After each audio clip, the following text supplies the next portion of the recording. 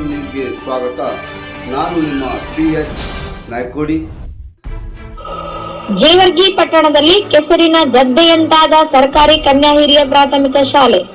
ಮೊಹಮ್ಮದ್ ಶೋಯಬ್ ಗಿರಣಿ ಆಕ್ರೋಶ. ಜೇವರ್ಗಿ ತಾಲೂಕಿನ ಕನ್ಯಾ ಹಿರಿಯ ಪ್ರಾಥಮಿಕ ಶಾಲೆಯು ಸಂಪೂರ್ಣ ಮಳೆಯ ನೀರಿನಿಂದ ಕೆರೆಯಂತಾಗಿ ಇಲ್ಲಿನ ಶಿಕ್ಷಕರಿಗೆ ಮತ್ತು ಮಕ್ಕಳಿಗೆ ತುಂಬಾ ತೊಂದರೆಯಾಗುತ್ತಿದೆ. ಅದೇ ರೀತಿಯಾಗಿ ಶಾಲೆಯ ಮೇಲ್ಛಾವಣಿ ಸಂಪೂರ್ಣ ಬೀಳುವ ಹಂತದಲ್ಲಿದೆ. ಇದರಿಂದ ಶಾಲೆಯ ಶಿಕ್ಷಕರು ಮತ್ತು ಮಕ್ಕಳು ಆತಂಕದಲ್ಲಿದ್ದಾರೆ. ಇದಕ್ಕೆ ಸಂಬಂಧಿಸಿದಂತೆ ಜೇವರ್ಗಿ ತಾಲೂಕಾ ಕ್ಷೇತ್ರ ಶಿಕ್ಷಣಾಧಿಕಾರಿ ಶಾಲೆಗೆ ಭೇಟಿ ನೀಡಿ ಸ್ಥಳವನ್ನು ಪರಿಶೀಲನೆ ಮಾಡಿದ್ದಾರೆ ಎಂದು ಕರ್ನಾಟಕ ರಾಜ್ಯ ರೈತ ಸಂಘ ಮತ್ತು ಹಸಿರು ಸೇನೆಯ ಕಲಬುರಗಿ ಜಿಲ್ಲಾ ಸಂಘಟನಾ ಕಾರ್ಯದರ್ಶಿ ಮೊಹಮ್ಮದ್ ಶೋಯಬ್ ಗಿರಣಿ ಅವರು